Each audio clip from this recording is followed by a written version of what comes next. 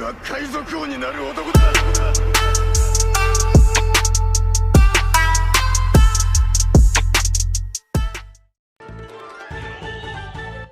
Fala galera, sejam bem-vindos a mais um vídeo no canal Supernovas, o canal favorito do Eiichiro Oda. Hoje tô aqui com meu parceiro Isaac. Fala galera. E no vídeo de hoje, galera, a gente vai falar um pouco sobre a origem das Akumas no Mi. Inclusive, a gente vai falar sobre o fator de linhagem do Vegapunk. A gente vai falar como as Akumas no Mi estavam presentes desde o século perdido e como elas foram criadas. E no final do vídeo, a gente vai expandir aquela teoria que a gente falou no vídeo do capítulo 1019 de One Piece sobre a origem divina das Akumas no Mi. Cara, essa teoria tá sensacional, então fiquem até o final pra ver tudo.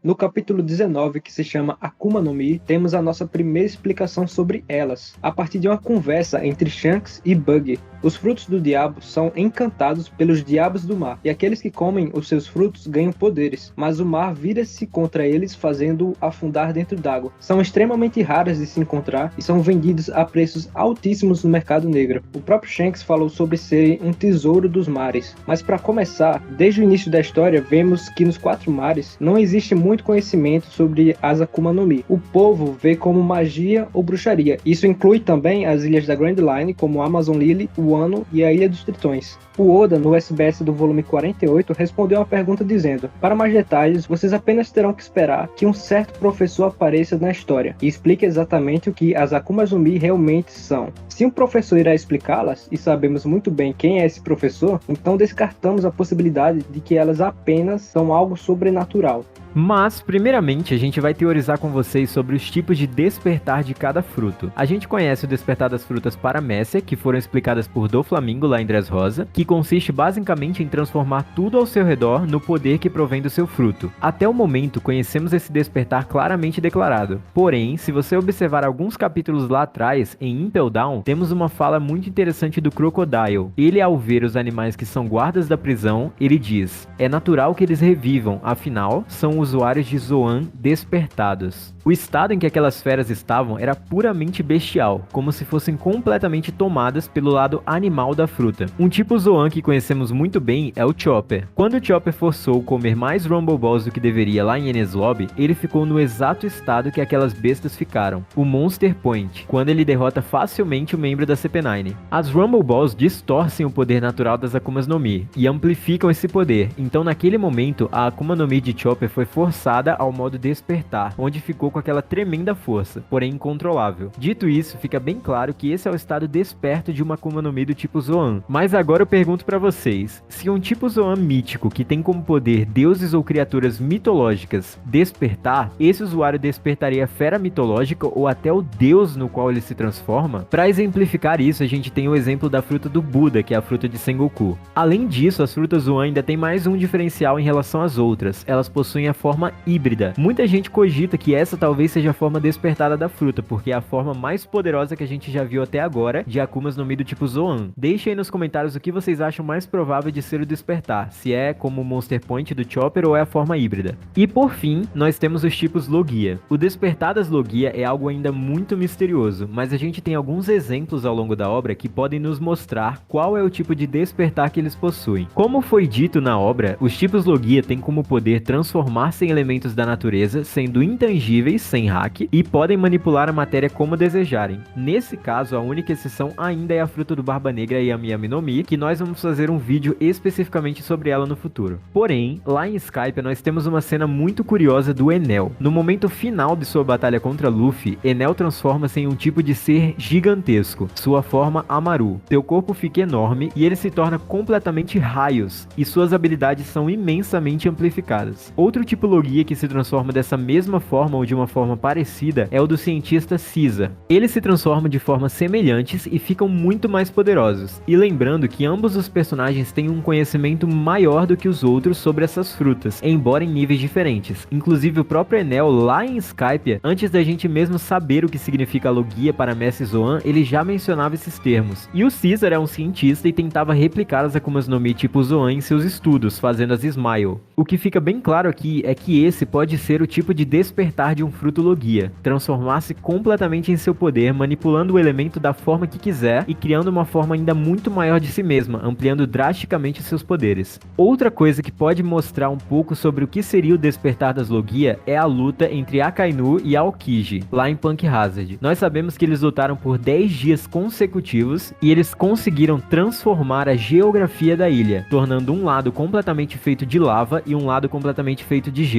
Então, cara, eu acho que nessa luta eles usaram o despertar da fruta. Talvez, inclusive, o despertar da fruta consista nisso, de um Logia transformar todo o terreno que ele tá lutando no elemento que corresponde ao seu poder. Mas vamos falar um pouco sobre o tal professor que o Oda mencionou anteriormente, que todos nós sabemos que é o Vegapunk. Com base nas pesquisas de Vegapunk sobre como as Akuma no Mis afetam os fatores de linhagem dos usuários, ele criou a fruta artificial que Momonosuke comeu. Momonosuke estava com fome e acabou se deparando com essa fruta, e a comeu achando que era uma fruta comum, porém, acabou se transformando em um dragão oriental. Guardem muito bem essa informação. Acontece que mais à frente descobrimos que essa Akuma no Mi já existia, a fruta de Kaido. Aparentemente a fruta não foi um fracasso. A CP0 no capítulo 1007 conversou sobre o tal fruto de Punk Hazard. É revelado que quando Kaido foi capturado pela marinha, Vegapunk extraiu elementos de seu fator linhagem e criou aquela fruta que Momonosuke comeu. O tal membro da CP0 fala que bom que era apenas uma falha. Provavelmente essa fruta representa um grande perigo e agora está com Momo. O fator linhagem é o modelo da própria vida, presente em todos os organismos vivos. Foi descoberto por uma equipe de pesquisa liderada pelo Dr. Vegapunk e Vinsmoke Judge. Comer uma Akuma no Mi afeta o fator linhagem, o que permite ao usuário ganhar o poder que aquela fruta traz, ou seja, a origem da fruta não é apenas sobrenatural, mas também científica, já que ela carrega a capacidade de alterar a genética e o fator linhagem de seu usuário. Mas e se isso não foi descoberto por Vegapunk? E se ele apenas encontrou os estudos sobre esse assunto e as origens dos frutos? Temos uma relação profunda entre Vegapunk e a tecnologia do século perdido. Mas como assim? Tudo isso reside na história de capas do Enel, que a gente falou muito aqui no canal. Nessa história somos apresentados aos robôs que Enel encontra na Lua. Temos um pequeno flashback deles onde soubemos que aqueles mini robôs vieram da ilha Karakuri. Nessa ilha vemos que vivia o professor Tsukimi, e ele que havia feito esses robôs. Tsukimi é literalmente observador da Lua. Acontece que esses robôs são versões da Terra dos robôs da Lua que Enel ressuscita nessa história de capas. Ou seja, esses robôs provêm da Lua, e a civilização que lá vivia, o povo alado dos céus, os criaram. Essa tecnologia é replicada por Vegapunk na criação dos PX da Marinha. Vegapunk tem conhecimento da tecnologia que vem da Lua e provavelmente do século perdido. Se ele recriou os robôs na sua forma, por que ele não estaria tentando replicar o processo de criação daquilo que conseguiria mudar o fator linhagem de qualquer ser vivo da natureza, as Akuma no Mi? É óbvio que Vegapunk está tentando recriá-las, afinal é esse o seu estudo. Tanto os robôs quanto as Akuma no Mi são criações dos povos do século perdido. Isso explicaria também o porquê do governo mundial colocar essa pressão absurda em cima do Vegapunk. Tudo que eles querem é ter o mesmo poder e a mesma prosperidade que aquele reino antigo tinha, como foi citado pelo Dr. Clover. Os estudiosos do século perdido com certeza tinham total domínio sobre o fator linhagem e sobre a tecnologia, podendo criar autômatos e possivelmente as Akuma no Mi. Eles tinham tamanho conhecimento que Bilka, a cidade da Lua e toda a Lua, teve todos os seus recursos consumidos, obrigando-os a partir para a Terra, o planeta azul, como vimos na história de Capa de Enel.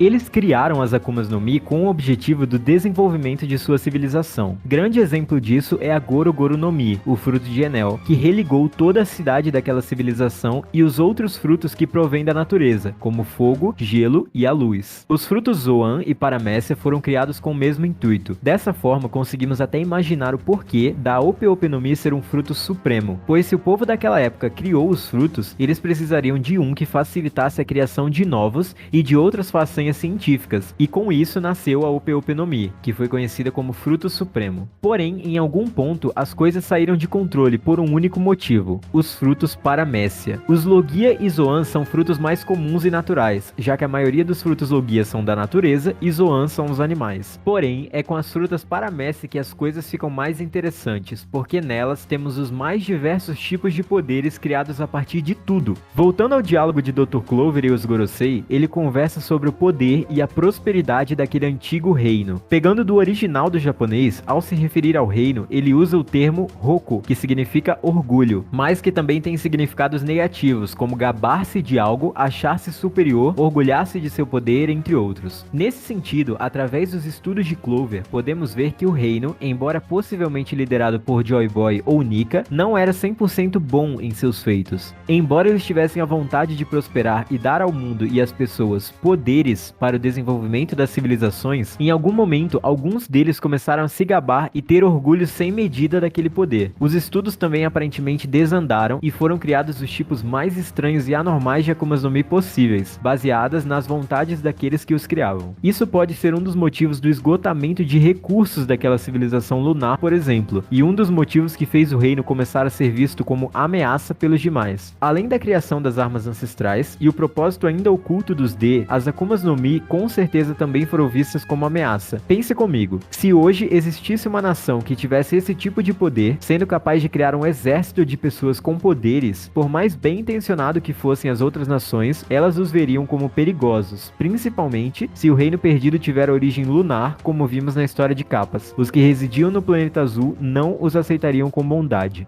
Acontece que, como bem sabemos, Vegapunk está cooperando com o governo mundial, talvez forçado, talvez não. Já se perguntou por que o governo quer tanto os usuários de Akuma no Mi poderosos ao seu lado, como os almirantes e até frutos como a Ope Ope no Mi e mais. A caça absurda pelas armas ancestrais, como vimos em Water 7, o que In quer é fazer e tornar-se um deus desse mundo. Falando em divindades, a última grande teoria que temos quanto aos frutos são as suas tais origens divinas. Como falamos na review do capítulo 1019, Yamato, Luffy e Enel carregam algumas particularidades nas suas Akumas no Mi. Essas características são semelhantes a figuras representativas de deuses japoneses e budistas. O exemplo que citamos no vídeo anterior foi Agyo e Ungyo, os guardiões de Myo de Buda. Vovô Ryo observou isso em Luffy, quando ele se transforma na sua forma Gear 4 no capítulo 991. O Soldado Solitário. Tanto a pose quanto a fumaça e a forma como Luffy se transforma se assemelha muito a esses guardiões. Acontece que lá em Skypiea, em meados dos capítulos 290, Enel se transforma em sua forma Amaru e se assemelha um pouco com a transformação Gear 4 do Luffy. Enel por si só já carrega diversas semelhanças a figuras divinas. A principal delas é Raijin, o deus do trovão japonês. Oda, além de usar a inspiração das histórias japonesas, também parece criar um padrão para os frutos. Isso surge pela aparência da fruta de Yamato, que vemos no capítulo 1020. Já sabemos qual é essa fruta, e esta é a Inui no Mi, modelo Oiguchi no Makami, o lobo deus adorado sob o nome Oguchi no Makami. Ele já foi um deus muito popular e ainda hoje é adorado por alguns santuários. Essas frutas, juntos à de Buda, carregam traços divinos em suas formas ou transformações, e a origem disso pode ser justamente do reino antigo. Em One Piece temos algumas curiosidades quando se trata desses deuses. Em Skypiea, por exemplo, existe a crença em deuses. Vemos isso no passado e também na figura de Cones, que rezou para que um deus salvasse eles de Enel. Eles também costumam chamar os líderes de Deus. Curiosamente, na Ilha dos Tritões, Neptune é chamado de Deus do Mar, assim como Genfal, que também era chamado de Deus.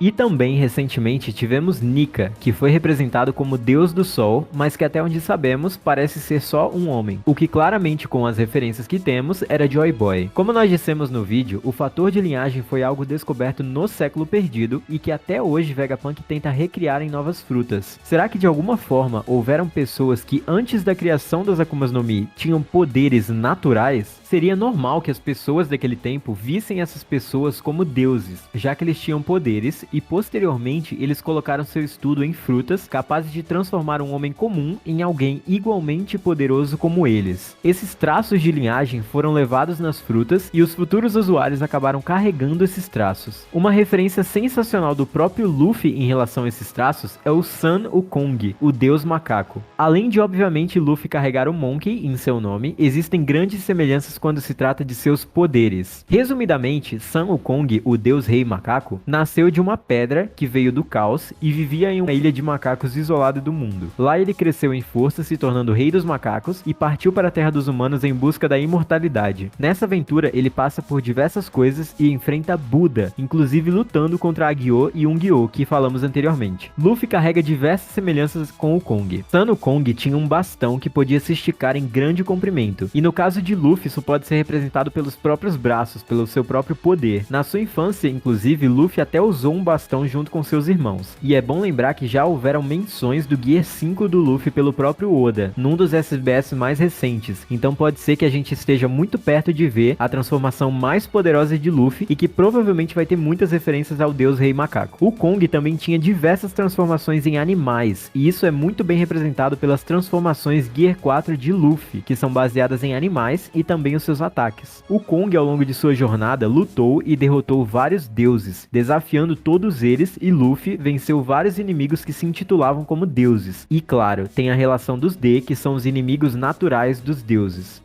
Imagine o quão irado seria se um antigo usuário da Gomu Gomu no Mi passasse traços genéticos para a fruta posterior. Afinal, é um poder de mudança genética e no fator linhagem de seu usuário. O antigo usuário da Gomu Gomu pode ter sido aquele, justamente, que iniciou essa rivalidade entre os deuses desse mundo. Aquele que acendeu a chama da liberdade e que a tinha, assim como o Luffy e o Roger. Alguém que posteriormente ficaria conhecido como Deus do Sol. Interessante, não é? E galera, é dessa forma que a gente finaliza esse vídeo. Nesse vídeo a gente falou sobre bastante coisa, fator linhagem, Vegapunk, século perdido. Chegamos à conclusão até que as Akumas no Mi vêm de muito tempo atrás, inclusive antes do século perdido. Nós agora só podemos esperar o flashback do Vegapunk para descobrir mais sobre essa origem das Akumas no Mi, que é uma coisa realmente muito misteriosa. Mas é isso, comentem o que vocês acharam desse vídeo, qual é a origem das Akumas no Mi na opinião de vocês. E reforçando, nós vamos fazer um vídeo especificamente sobre a Yami Yami no Mi, que é a fruta do Barba Negra, a fruta da escuridão. Nós vamos passar um bom tempo falando sobre ela, porque é uma fruta muito peculiar, é diferente de todas as outras Logia, então podem aguardar esse vídeo. A gente vai fazer várias teorias compiladas em um vídeo só, como muita gente pediu. E é isso, galera, gostaram do vídeo? Deixe seu like aí, se inscreva no canal, que a gente vai estar sempre trazendo mais teorias sobre One Piece. E é isso, valeu! Valeu, galera!